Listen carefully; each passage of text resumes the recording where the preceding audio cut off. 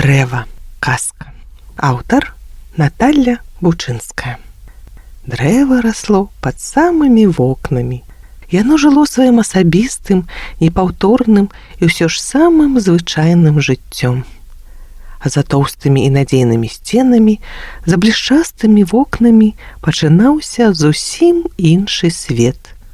Свет людзей. Дрэва столькі гадоў было сведкам іх радасці і расчараванняў, што даўно прызвычаілася ўважаць сябе за частку таго зашклянога жыцця і нясмела нагадвала пра сябе. Улетку ціхенька казытала лісцем шкло, узімку трывожна скрэблася ў сцены. А людзі амаль не зважалі ўвагі. Яно іх не цікавіла.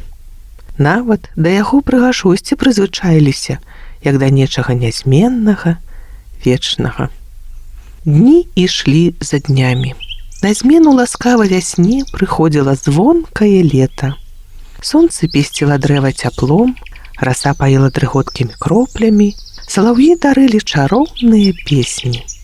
Неўзаметку падкралася асцярожаная мяккая восень, мяняючы раскошны зялёны ўбор на рэдзенькую залатую хусцінку, а за ёй шэрыя і самотныя дні наганялі тугу бясконцым плачам дажджоў, зябкасцю раніц і непрытульнасцю вечароў. Аднойчы, і ў каторы ўжо раз, калі зямля ператварылася са слізкага месіва ў шчарствелую ад холада скарынку, пачалося страшнае. Злосны вецер сцешыўся, шпурляючы ў неба смецце, здзекліва пляваўся ненавісцю, крышыў, рваў, калечыў, пагрозліва рагатаў, шалеючы ад сваёй моцы. Усё жывое хавалася ад гэтай раз'юшанай лютасці. Неба, змучанае дзікай бойкай, кінулася на зямлю і прыціснулася да яе ў знямозе. Усё нібы вымерла. Вецер незадаволена хмыкнуў, шукаючы новую ахвяру сваім уцехам. І тут ён убачыў беднае дрэва. Імгненне, і наляціць, учэпіцца ў голле, затрасе, закалоціць. Страх перамог странцвення. Дрэва кінулася да светлага прамакутнічка вакна. За ім спакой і утульнасць. За ім выратаванне. Халодны стук абледзянелага галля, мальба аб паратунку, захлынуўся тужлівым лямантам. Але як было пачуць яго ў злосным завыванні і рогаце, і дрэва раптам зразумела. Ратунку няма. Яно застагнала, задрыжала кожнай сваёй галіначкай і застыла у чаканні непазбежнага. Тая ноч мінула.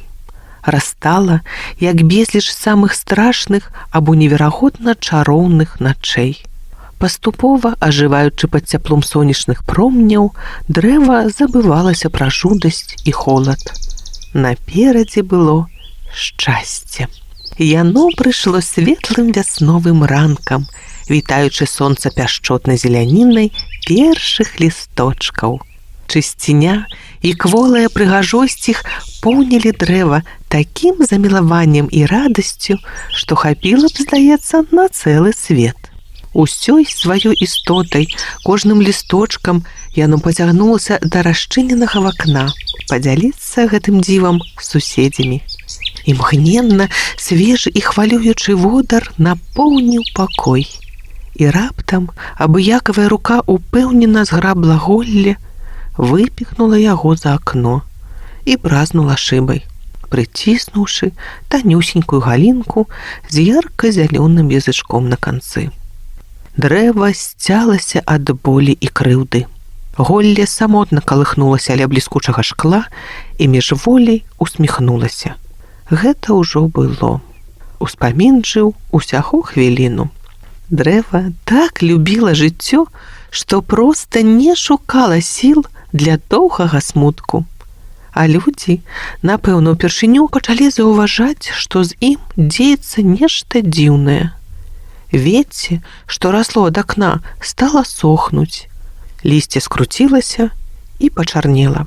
Дрэва не давала ім сваёй ласкі, і гэта не было помстай за абыякавасць. Хутчэй, ні жадання назаляць. Яму ўжо не патрэбна было людское шкадаванне. Не турбавала яго і асабістая няўклюднасць.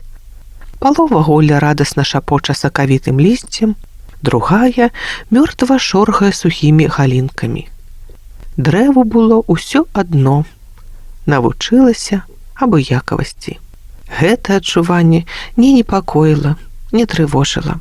На пачатку жыў яшчэ нейкі шчымлівы ўспамін. Потым і ён прайшоў. З часам людзі спілавалі сухое голле, апошняя ласка, і зноў забыліся пра дрэва.